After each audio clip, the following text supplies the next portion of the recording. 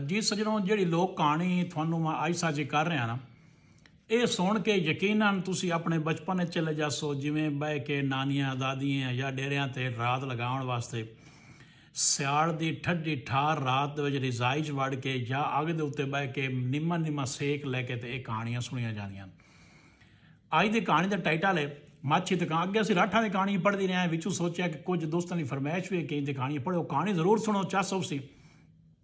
ਸੁਣਨ ਤੋਂ ਪਹਿਲੇ ਇਸ ਚੈਨਲ ਨੂੰ ਜਿਹੜਾ ਲਾਈਕ ਤੇ ਫਾਲੋ ਕਰ ਲਓ ਤਾਂ ਕਿ ਇਹਦੀ ਅਗਲੀ ਕਿਸ਼ਤਾਂ ਵੀ ਤੁਹਾਡੇ ਤੱਕ ਅਪੜਦੀਆਂ ਰਹਿਣ ਤੇ ਤੁਹਾਡਾ ਤੇ ਸਾਡਾ ਸਾਂਗਾ ਜਿਹੜਾ ਹੈ ਉਹ ਹੋਰ ਪੀੜਾ ਰਹੇ।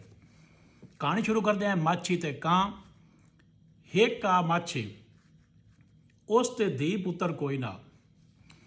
ਉਹ ਸਾਜਰੇ ਜੰਗਲ 'ਚ ਵਗ ਜਾਵੇ, ਉੱਥੇ ਜਾਲ ਲਾਵੇ, ਸ਼ਾਮ ਨੂੰ ਕੁਝ ਚਿੜੀਆਂ ਫੜ ਲਿਆਵੇ, ਉਹਨਾਂ ਨੂੰ ਵੇਚ ਕੇ ਆਪਣਾ ਟੁੱਕਰ ਬਣਾ ਲਵੇ। ਇਹੋ ਕੰਮ ਕਰਦਿਆਂ ਕਈ ਸਾਲ ਲੱਗ ਗਏ। ਇੱਕ ਦਿਹਾੜੇ ਉਹ ਸਾਜਰੇ ਜੰਗਲ ਵਿੱਚ ਜਾਲ ਲਾਇਆ। ਸਾਰਾ ਦਿਨ ਕੋਈ ਪੱਖੂ ਜਾਲ 'ਚ ਨਾ ਫਸਿਆ। ਇੱਕ ਕਾਂ ਦਾਣਾ ਚੁਗਦਾ ਜਾਲ 'ਚ ਫਸ ਗਿਆ। ਮਾਛੀ ਜਾਲ ਵਲੇਟ ਲਿਆ, ਕਾਂ ਨੂੰ ਲੈਂਦਾ ਤੇ ਗਾਰਾਂ ਟੁਰ ਪਿਆ। ਉਹ ਸੋਚਿਆ ਚਿੜੀਆਂ 2 ਪੈਸੇ ਦੀ ਵਿਕਦੀਆਂ ਹਨ, ਇਹ 5 ਪੈਸੇ ਦਾ ਵੇਖ ਜਾਸੀ, ਵਡੇਰਾ ਪੱਖੂ ਹੈ। ਕਾਂ ਉਹਨੂੰ ਕਰੇ ਮਿੰਨਤਾਂ, ਆਖੇ ਮੈਨੂੰ ਛੱਡ ਦੇ, ਕਦੀ ਤੇਰੇ ਕੰਮ ਆ ਜਾਸ। ਮਾਛੀ ਛੱਡੇ ਕੋਈ ਨਾ। ਕਾਂ ਆਖਿਆ ਮੈਨੂੰ ਲੈਣਾ ਕਿਸੇ ਨੂੰ, ਜੇ ਕਿਸੇ ਲੈ ਲਿਆ ਤਾਂ ਐਵੇਂ ਮੇਰੇ ਖੱਬ ਕੱਟ ਛੱਡ ਸੀ। ਮੈਂ ਸਾਰੀ ਅਤੀ ਤੈਨੂੰ ਬਦ ਦੁਆਈ ਦੇਸਾਂ, ਜੇ ਛੱਡ ਦੇਵੇਂ ਤਾਂ ਤੈਨੂੰ ਦੁਆ ਦੇਸਾਂ। ਅੱਲਾ ਤੈਨੂੰ ਇਸ ਦੇ ਬਦਲੇ ਔਲਾਦ ਦੇਸੀ, ਨਾਲੇ ਕਦੀ ਤੇਰੇ ਕੰਮ ਆ ਜਾਸਾਂ।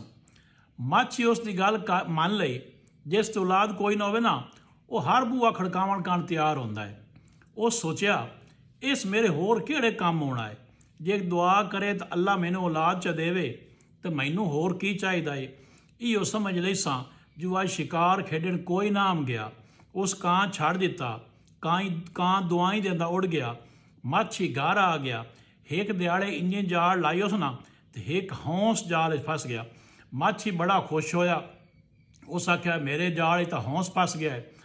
ਇੱਕ ਦਿਹਾੜੇ ਮਾਛੀ ਜਦੋਂ ਹੌਂਸ ਉਸ ਫੜ ਲਿਆ, ਮਾਛੀ ਬੜਾ ਖੁਸ਼ ਹੋਇਆ ਜੋ ਮਹਿੰਗਾ ਪੱਖੂ ਹੱਥੀ ਲੱਗਾ ਹੈ। ਇੰਨ ਚੰਗੇ ਪੈਸੇ ਵਟਸਾਂ। ਉਹ ਹੌਂਸ ਲੈ ਕੇ ਜਾਂਦਾ ਪਿਆ। ਅੱਗੂ ਉਸ ਸ਼ਹਿਰ ਦੇ ਬਾਦਸ਼ਾਹ ਦਾ ਵਜ਼ੀਰ ਆਉਂਦਾ ਪਿਆ। ਵਜ਼ੀਰ ਆਖਿਆ ਮਹੀਨੇ ਦਾ ਰੋਟੀ ਟੁੱਕਰ ਮੈਂ ਤੈਨੂੰ ਦਿੰਦਾ ਹਾਂ, ਇਹ ਹੌਂਸ ਮੈਨੂੰ 'ਚ ਦੇ। ਮਾਛੀ ਉਸ ਨੂੰ ਹੌਂਸ ਨਾ ਦਿੱਤਾ। ਮਾਛੀ ਸੋਚਿਆ ਹੌਂਸ ਨੂੰ ਬਾਦਸ਼ਾਹ ਕੋਲ ਲੈ ਜਾਂਦਾ, ਉਹ ਵੇਖ ਕੇ ਖੁਸ਼ ਹੋ ਸੀ ਤੇ ਇਨਾਮ ਦੇ ਸੀ। ਉਹ ਹੌਂਸ ਲੈ ਕੇ ਬਾਦਸ਼ਾਹ ਕੋਲ ਵਗ ਗਿਆ। ਬਾਦਸ਼ਾਹ ਵੇਖ ਕੇ ਬੜਾ ਡੱਢ ਹੋਇਆ, ਬੜਾ ਖੁਸ਼ ਹੋਇਆ।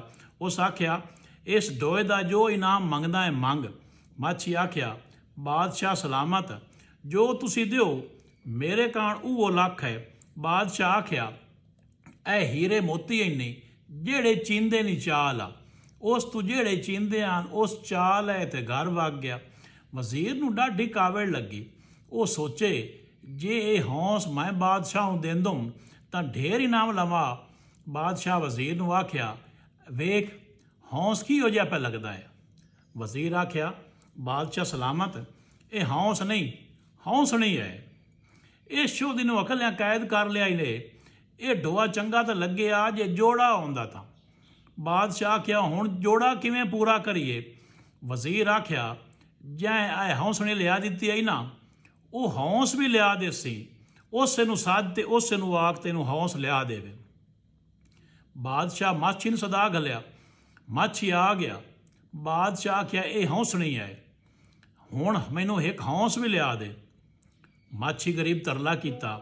ਉਸ ਆਖਿਆ ਬਾਦਸ਼ਾਹ ਸਲਾਮਤ ਹੈ, ਇਹ ਤਾਂ ਮੇਰੇ ਜਾਲ 'ਚ ਰੱਬ ਤੋਂ ਫਸ ਗਿਆ ਤੇ ਮੈਂ ਫੜ ਲਿਆ, ਹੁਣ ਮੈਂ ਕਿੱਥੋਂ ਲਿਆਉ ਸਾਂ। ਬਾਦਸ਼ਾਹ ਆਖਿਆ ਜਿੱਥੋਂ ਮਰਜ਼ੀ ਲਿਆ, ਤੇਰੇ ਕੋਲ 8 ਦਿਨਾਂ ਦਾ ਵੇੜਾ ਹੈ, ਜੇ ਨਾ ਲਿਆਂਦਾ ਤਾਂ ਤੇਰਾ ਜਾਨ ਬੱਚਾ ਗਣ। ਬਾਦਸ਼ਾਹ ਆਖਿਆ ਜਿੱਥੋਂ ਮਰਜ਼ੀ ਲਿਆ, ਤੇਰੇ ਕੋਲ 8-10 ਦਿਨਾਂ ਦਾ ਵੇੜਾ ਹੈ, ਜੇ ਨਾ ਲਿਆਂਦਾ ਤਾਂ ਤੇਰਾ ਜਾਨ ਬੱਚਾ ਗਣ। ਮਾਛੀ ਘਰ ਗਿਆ। ਸਿਰ ਵਿੱਚ ਸਾਹ ਦਾ ਬੱਬਰ ਸੱਟ ਲਿਆ ਤੇ ਮੰਜੀ ਮੁੱਧੀ ਕਰਕੇ ਬਹਿ ਗਿਆ। ਦਿਨ ਹੋਇਆ ਤੇ ਕਾਂ ਬਨੇਰੇ ਤੇ ਉਹ ਆ ਕੇ ਬੋਲਿਆ ਜਿਹਨੇ ਛੱਡਿਆ ਅਸੂ। ਉਸ ਪੁੱਛਿਆ ਮਾਛੀ ਤੋਂ ਕੀ ਗੱਲ ਹੈ, ਕਿਉਂ ਪੇਟਕਾ ਗਤੇ ਹੋ ਜਾਈ। ਮਾਛੀ ਆਖਿਆ, ਬਾਦਸ਼ਾਹ ਮੈਨੂੰ 8ਵੇਂ ਦੇ ਮਾਰ ਗਤਨਾ ਹੈ, ਪੇਟਕਾ ਨਾ ਕੱਦਾਂ ਗੱਤਾਂ ਤੇ ਹੋਰ ਢੋਲ ਵਗਾਵਾਂ। ਕਾਂ ਆਖਿਆ, ਗੱਲ ਕੀ ਇਹ ਦੱਸ ਤਾਂ ਸਹੀ, ਕੋਈ ਸਮਝ ਲੱਗੇ ਤੱਕ ਗੱਲਬਾਤ ਕਰੀਏ।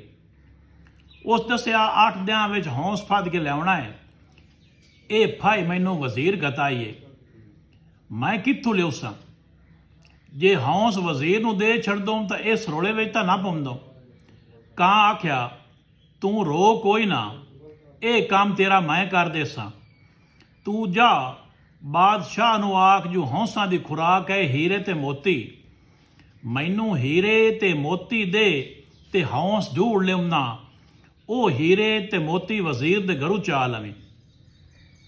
ਉਹ ਲਗਾ ਗਿਆ, ਉਸ ਬਾਦਸ਼ਾਹ ਨੂੰ ਜਾ ਕੇ ਆਖਿਆ ਕਿ ਬਾਦਸ਼ਾਹ ਸਲਾਮਤ, ਹੌਂਸ ਤਾਂ ਲੱਭਦਾ ਹੈ ਜੇ ਹੀਰੇ ਤੇ ਮੋਤੀ ਮੈਨੂੰ ਦੇਵੇਂ ਤਾਂ। ਬਾਦਸ਼ਾਹ ਆਖਿਆ, ਵੀ ਹੀਰੇ ਤੇ ਮੋਤੀ ਤਾਂ ਮੁੱਕਦੇ ਵੀ ਨਾ, ਜਿਤਨੇ ਮਰਜ਼ੀ ਲਾਓ। ਉਸ ਆਖਿਆ ਤੇ ਮੁੜਦੇ।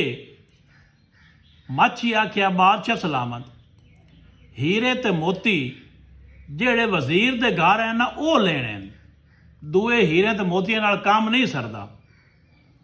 ਹੁਣ ਵਜ਼ੀਰ ਵੀ ਬੈਠਦਾ ਪਿਆ। ਬਾਦਸ਼ਾਹ ਹੁਕਮ ਦੇ ਛੱਡ ਵਜ਼ੀਰ ਨੂੰ ਕਿ ਇਸ ਨੂੰ ਹੀਰੇ ਤੇ ਮੋਤੀ ਦੇ ਛੱਡ। ਜੇ ਇਸ ਹੌਂਸ ਨਾ ਲਿਆਂਦਾ ਤੇ ਇਹ ਹੀਰੇ ਤੇ ਮੋਤੀ ਵੀ ਵਾਪਸ ਕਰਸੀ ਤੇ ਇਸ ਦਾ ਜਾਨ ਬੱਚਾ ਵੀ ਗਾਣ। ਮਾਛੀ ਵਜ਼ੀਰ ਦੇ ਘਰੋਂ ਹੀਰੇ ਮੋਤੀ ਚਾਹ ਲੈ ਗਿਆ, ਆਪਣੇ ਘਰ ਜਾ ਸੱਟੇ। ਕਾਂ ਆਖਿਆ, ਮੋਤੀਆਂ ਦਾ ਇੱਕ ਹਾਰ ਮੇਰੇ ਗਲ 'ਚ ਗੱਤ ਤੇ ਦੂਆ ਆਪਣੇ ਕੋਲ ਰੱਖ ਲਾ। ਉਸ ਇੰਨੇ ਕੀਤਾ, ਕੁਝ ਆਪਣੇ ਬੋਝ 'ਚ ਗੱਤ ਲੈ ਤੇ ਕੁਝ ਉਸ ਦੇ ਗਲ ਹਾਰ 'ਚ ਗੱਤੇ। ਉਹ ਦੋਵੇਂ ਯਾਰ ਟੁਰ ਪਏ। ਕਾਂ ਉੜਦਾ ਰਿਹਾ, ਮਾਛੀ ਘੋੜੇ 'ਤੇ ਚੜ੍ਹਿਆ ਹੋਇਆ, ਉਸ ਘੋੜਾ ਬਜਾਈ ਰੱਖਿਆ। ਜੰਗਲ ਵਿੱਚ ਪਿੜ ਗਏ। ਕਾਂ ਉਹਨੂੰ ਆਖਿਆ, ਤੂੰ ਇੱਥੇ ਮੋਤੀਆਂ ਦੀ ਚੋਗ ਪਾ ਤੇ ਜਾਲ ਵਿਛਾ ਕੇ ਬਹਿ ਜਾ, ਜਦੋਂ ਮੈਂ ਇਸ਼ਾਰਾ ਕਰਾਂ ਉਦੋਂ ਜਾਲ ਛੇਕ ਲਵੇਂ। ਮਾਛੀ ਉੱਥੇ ਮੋਤੀਆਂ ਦੀ ਚੋਗ ਪਾਈ ਤੇ ਬਹਿ ਗਿਆ। ਕਾਂ ਅਗਾਂਹ ਉੜਦਾ ਗਿਆ ਤੇ ਹੌਂਸਾਂ ਦੇ ਦੇਸ ਪਿੜ ਗਿਆ। ਕਾਂ ਉੱਥੇ ਅਪੜਿਆ ਤੇ ਹੌਂਸ ਚੋਗ ਡੁੱੜਦੇ ਵਤਨ। ਕਾਂ ਜਾ ਕੇ ਬਹਿ ਗਿਆ। ਹੌਂਸਾਂ ਵੇਖਿਆ ਜੋ ਕਾਂ ਦੇ ਗਲ ਮੋਤੀਆਂ ਦਾ ਹਾਰ ਹੈ ਤੇ ਅਸੀਂ ਚੋਗ ਗਣ ਜ਼ਰੀਲ ਉਹਦੇ ਵਧੇ ਹਾਂ। ਉਹਨਾਂ ਕਾਂ ਤੋਂ ਪੁੱਛਿਆ, ਕਿੱਥੋਂ ਆਇਆ ਹੈ, ਇਹ ਮੋਤੀ ਕਿਦੋਂ ਲਏ ਨੇ? ਕਾਂ ਆਖਿਆ, ਮੈਂ ਜਿਹੜੇ ਦੇਸ਼ ਤੋਂ ਆਇਆ ਉੱਥੇ ਇਹੋ ਜਿਹੇ ਮੋਤੀਆਂ ਦੇ ਬੋੜ ਲੱਗੇ ਪਏ ਨੇ, ਮੁੱਕਦੇ ਹੀ ਨਹੀਂ। ਜੇ ਤੁਸਾਂ ਲੈਣੇ ਹੋਵੇ ਨਾ ਤੇ ਮੇਰੇ ਨਾਲ ਭੱਜ ਆਓ। ਤੁਸੀਂ ਅਜੇ ਤੱਕ ਗੱਟੇ ਵਿੱਚ ਪਏ ਮਰਦੇ ਵਜੋ, ਤੁਸਾਂ ਤਾਂ ਹਜੇ ਹਾਰ ਵੇਖਿਆ ਹੀ ਨਹੀਂ। ਉਹਨਾਂ ਆਖਿਆ, ਅਖੀਰ ਸੂਰਤ ਹਾਲ ਹੈ, ਅਸੀਂ ਤਾਂ ਰੋਲੇ ਪਏ ਵਧੇ ਹਾਂ ਤੇ ਇਹ ਜਨਾਬ ਮੋਤੀਆਂ ਦੇ ਬੋੜ ਲੱਗਾ ਵਧਾ ਇੱਥੇ। ਜਦੋਂ ਹੌਂਸ ਮੋਤੀ ਚੁੱਗਣ ਕਾਰਨ ਥੱਲੇ ਲੱਥੇ, ਕਾਂ ਮਾਛੀ ਨੂੰ ਇਸ਼ਾਰਾ ਕੀਤਾ, ਉਸ ਜਾਲ ਛੇਕ ਲਿਆ। ਹੌਂਸ ਜਾਲ ਵਿੱਚ ਫਸ ਗਏ। ਮਾਛੀ ਇੱਕ ਹੌਂਸ ਚਾ ਲਿਆ ਤੇ ਬਾਦਸ਼ਾਹ ਦੇ ਅੱਗੇ ਜਾ ਰੱਖਿਆ। ਬਾਦਸ਼ਾਹ ਹੌਂਸ ਵੇਖ ਕੇ ਬੜਾ ਖੁਸ਼ ਹੋਇਆ। ਉਸ ਮਾਛੀ ਨੂੰ ਆਖਿਆ, ਜੋ ਕੁਝ ਚਾਹ ਸਕਦਾ ਹੈ ਚਾਹ ਲਾ। ਮਾਛੀ ਆਖਿਆ, ਬਾਦਸ਼ਾਹ ਸਲਾਮਤ, ਮੈਂ ਤੇਰੇ ਘਰੋਂ ਨਹੀਂ ਵਜ਼ੀਰ ਦੇ ਘਰੋਂ ਸਮਾਨ ਚਾਹਣਾ ਹੈ। ਬਾਦਸ਼ਾਹ ਵਜ਼ੀਰ ਨੂੰ ਹੁਕਮ ਦਿੱਤਾ, ਇਹ ਜੋ ਸਮਾਨ ਚਾਹ ਲਵੇ ਤੂੰ ਇਸ ਨੂੰ ਦੇ ਛੱਡ, ਤੂੰ ਇਹਨੂੰ ਹੋੜਨਾ ਨਹੀਂ। ਮੁੜ ਬਾਦਸ਼ਾਹ ਦਾ ਹੁਕਮ ਆ, ਵਜ਼ੀਰ ਕਿਹਦੇ ਮੋੜ ਸਕਦਾ। ਮਾਛੀ ਲਗਾ ਗਿਆ ਵਜ਼ੀਰ ਦੇ ਘਰ। ਉਸ ਤੋਂ ਜਿਹੜਾ ਸਮਾਨ ਚਵੀਂਦਾ ਉਸ ਚਾਹ ਲਿਆ ਤਾਂ ਆਪਣੇ ਘਰ ਲੈ ਕੇ ਆ ਗਿਆ। ਵਜ਼ੀਰ ਹੋਰ ਵੀ ਕਾਵੜ ਗਿਆ। ਉਹ ਆਖੇ, ਮੈਂ ਇਸ ਨੂੰ ਥੱਲੇ ਲਾਣਾ ਚਾਹੁੰਦਾ ਤੇ ਇਹ ਮੈਨੂੰ ਥੱਲੇ ਲਾਈ ਜਾਂਦਾ ਹੈ।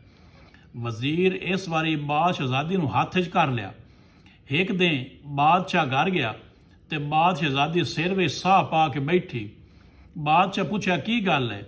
ਉਸ ਆਖਿਆ, ਜਦੋਂ ਪੇਕੇ ਘਰ ਆਵਾਂ ਉਦੋਂ ਮਹੀਨੇ ਵਿੱਚ ਇੱਕ ਅੱਧੀ ਵਾਰੀ ਛੀਣੀ ਦੇ ਦੁੱਧ ਦਾ ਪਿਆਲਾ ਪੀਂਦੀਆਂ ਤੇ ਠੀਕ ਰਹਿੰਦੀਆਂ।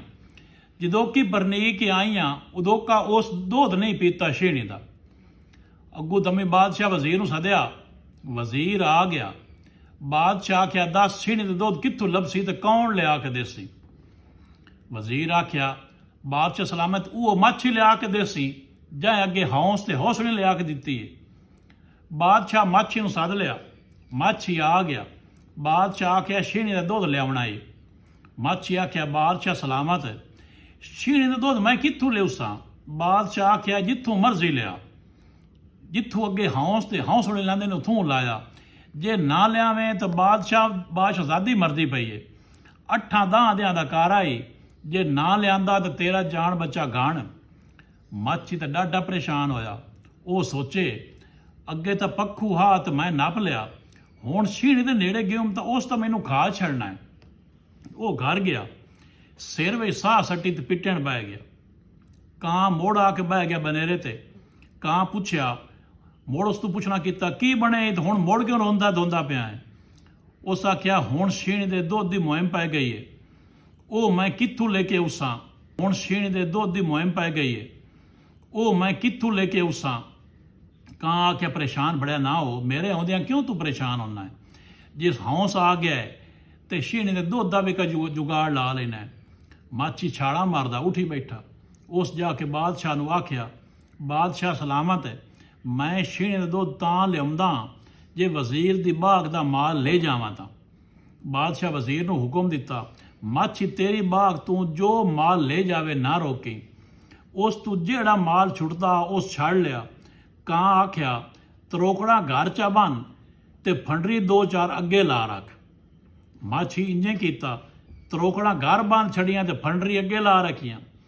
ਉਹ ਵੀ ਟੁਰਦਾ ਰਿਹਾ ਤੇ ਕਾਂ ਵੀ ਬੰਦਾ ਉਠਿੰਦਾ ਜੰਗਲ ਵਿੱਚ। ਸਾਰੇ ਅੱਪੜ ਗਏ। ਜੰਗਲ ਵਿੱਚ ਇੱਕ ਵਣ ਦਾ ਰੁੱਖ ਆ, ਨਿਸ਼ਾਨ ਦਾ। ਵਣ ਦੇ ਵਿੱਚ ਖੋੜ ਆ, ਉਹ ਵੀ ਵੱਡੀ ਸਾਰੀ। ਕਾਂ ਮਾਛੀ ਨੂੰ ਆਖਿਆ, ਇਸ ਵਣ ਦੇ ਹੇਠ ਫੰਡਰਾਂ ਨੂੰ ਚੁੰਗੇ 'ਚ ਗੱਤ ਤੇ ਖਲਾਰ ਛੱਡ ਤੇ ਤੂੰ ਇਸ ਖੋੜ ਵਿੱਚ ਵੜ ਕੇ ਖੜੋ ਰਹੋ।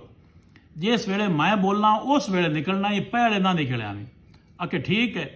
ਜਿਵੇਂ ਮਾਲ ਵੇਖਿਆ ਨਾ ਛੀਆਂ, ਉਹ ਤਾਂ ਕੁਦਾੜੇ ਕੱਢਦੇ ਆ ਗਏ। ਉਹਨਾਂ ਦਾ ਤਾਂ ਖਾ ਜੋ ਹੈ ਮਾਲ ਮੋੜ। ਉਹ ਪਾੜ ਕੇ ਖਾਵਣ ਕੱਢ ਡੜੇ। ਉਹਨਾਂ ਵਿੱਚੋਂ ਬੱਬਰ ਸ਼ੇਰ ਬੋਲਿਆ। ਉਸ ਆਖਿਆ, ਜਾਂ ਅੱਜ ਸਾਨੂੰ ਘਰ ਬੈਠਾ ਰਜਾਇਆ ਹੈ ਨਾ, ਉਹਨੂੰ ਜਿਹੜੀ ਮੁਸੀਬਤ ਹੈ ਸਾਨੂੰ ਦੱਸੇ, ਅਸੀਂ ਉਸ ਨੂੰ ਮੁਸੀਬਤ ਦੇ ਵਿੱਚੋਂ ਕੱਢਦੇ ਹਾਂ। ਕਾਂ ਆਖਿਆ, ਬਾਹਰ ਨਿਕਲ ਕੇ ਦੱਸ ਇਹਨਾਂ ਨੂੰ ਆਪਣੀ ਮੁਸੀਬਤ ਹੈ, ਹੁਣ ਛਾਂ ਮਾਰ ਕੇ ਪਿਆ ਹੈ। ਮਾਛੀ ਬਾਹਰ ਨਿਕਲ ਆਇਆ। ਉਸ ਆਖਿਆ, ਸਿਰਫ ਛੀਣੀ ਦੇ ਦੁੱਧ ਦਾ ਪਿਆਲਾ ਲੈਣਾ ਹੈ। ਬੱਬਰ ਸ਼ੇਰ ਆਖਿਆ, ਛੀਣੀ ਚੋਲ ਆ। ਆਖੇ ਭਾਂਡਾ ਕੋਈ ਨਹੀਂ। ਬੱਬਰ ਸ਼ੇਰ ਆਖਿਆ, ਇਹਨੂੰ ਨਾਲ ਲਈ ਜਾ, ਉੱਥੇ ਜਾ ਕੇ ਚੋਲ ਲਵੇਂ ਤੇ ਛੀਣੀ ਆਪੇ ਇੱਥੇ ਆ ਜਾਸੇ। ਆਖੇ ਠੀਕ ਹੈ। ਮਾਛੀ ਤਾਂ ਛੀਣੇ ਦੇ ਉੱਤੇ ਚੜ੍ਹ ਬੈਠਾ ਤੇ ਅੱਲਾ ਬੇਲੀ। ਕਾਂ ਵੀ ਉੱਡ ਗਿਆ। ਰਾਹ ਵਿੱਚ ਮਾਛੀ ਤੇ ਕਾਂ ਛੀਣੀ ਨੂੰ ਸਮਝਾਇਆ, ਅਸਾਂ ਬਾਦਸ਼ਾਹ ਦੀ ਕਚਹਿਰੀ ਦੇ ਵਿੱਚ ਲੈ ਜਾ ਕੇ ਤੈਨੂੰ ਜੰਜੀਰ ਪਾ ਕੇ ਬੰਨ੍ਹ ਛੱਡਣਾ ਹੈ। ਦੁੱਧ ਚੋ ਕੇ ਅਸਾਂ ਵਜ਼ੀਰ ਨੂੰ ਆਖਣਾ ਹੈ ਜੋ ਤੂੰ ਛੀਣੀ ਨੂੰ ਛੱਡ। ਜਦੋਂ ਛੱਡਣ ਲੱਗੇ ਉਸ ਵੇਲੇ ਵਜ਼ੀਰ ਦਾ ਮਣਕਾ ਬੰਨ੍ਹ ਛੱਡੀ। ਉਹ ਮਗਰੂ ਲਾਸੀ ਬਲਾ। ਉਹ ਜੂ ਗਏ। ਬਾਦਸ਼ਾਹ ਕਚਹਿਰੀ ਲਾਈ ਬੈਠਾ ਹੈ। ਮਾਛੀ ਛੀਣੀ ਨੂੰ ਜੰਜੀਰ ਪਾ ਕੇ ਬੰਨ੍ਹ ਛੱਡਿਆ। ਭਾਂਡਾ ਲਿਆ ਕੇ ਉਹਨੂੰ ਚੋ ਲਿਆ। ਬਾਦਸ਼ਾਹ ਆਖਿਆ, ਇਹਨੂੰ ਛੱਡ ਦਿਓ, ਕਬਲਾ ਲੈਂਦੀ ਦੇ। ਮਾਛੀ ਆਖਿਆ, ਬਾਦਸ਼ਾਹ ਸਲਾਮਤ ਹੈ, ਇਸ ਨੂੰ ਲਿਆਂਦਾ ਮੈਂ ਤੇ ਛੱਡਣਾ ਹੁਣ ਇਸ ਨੂੰ ਵਜ਼ੀਰ ਹੈ। ਜਿਹੜੇ ਦਰਬਾਰ 'ਚ ਲੋਕ ਬੈਠੇ ਹਨ ਉਹ ਵੀ ਇਸ ਗੱਲ ਤੇ ਰਜ਼ਾਮੰਦ ਹੋ ਗਏ। ਉਹਨਾਂ ਆਖਿਆ, ਹੁਣ ਇਹ ਜੇ ਅਗਰ ਮਾਛੀ ਲਿਆਂਦਾ ਹੈ ਤਾਂ ਵਜ਼ੀਰ ਛੱਡੇ ਇਸ ਨੂੰ। ਵਜ਼ੀਰ ਗਰੀਬ ਦੀ ਟੁੱਟਰ ਪੁੱਟਰ ਗਈਆਂ, ਕੌਣ ਨੇੜੇ ਜਾਵੇ ਛੀਆਂ ਦੇ। ਬਾਦਸ਼ਾਹ ਦੀ ਕਚਹਿਰੀ ਦੇ ਵਿੱਚ ਮਿਲਕ ਹੁੰਦਾ ਹੋਇਆ ਢੇਰ ਸਾਰਾ। ਮਿਲਕ ਵਜ਼ੀਰ ਨੂੰ ਹੁਜਿਆ, ਕੰਜਰ ਦੇ ਵੀ ਆ। ਉਹ ਜੰਗਲ 'ਚੋਂ ਲੈ ਕੇ ਆ ਗਿਆ ਹੈ ਤਾਂ ਇੱਥੋਂ ਛੁੱਟਦੀ ਵੀ ਨਹੀਂ ਪਈ। ਕੁੰਡੀ ਕੱਢਣੀ ਹੈ ਨਾ। ਮੁਲਕ ਤਿਗਾਣੇ ਮਿਗਾਣੇ ਢੋ ਦਿੱਤਾ ਵਜ਼ੀਰ ਨੂੰ। ਬਾਅਦ ਉਹ ਛੀਣੀ ਦੇ ਕੋਲ ਉਹ ਜਦੋਂ ਕੁੰਡੀ ਖੋਲ ਰਿਹਾ, ਛੀਣੀ ਵਜ਼ੀਰ ਤੇ ਪਈ ਤਾਂ ਉਸ ਦਾ ਮਣਕਾ ਬੰਨ੍ਹ ਛੱਡਿਆ। ਉਹ ਹਰ ਕੋਈ ਨੱਸ ਗਿਆ। ਛੀਣੀ ਜੰਗਲ ਵਿੱਚ ਵਗ ਗਈ। ਮਾਛੀ ਆਪਣੇ ਘਰ ਤੇ ਅਸੀਂ ਆਪਣੇ ਘਰ।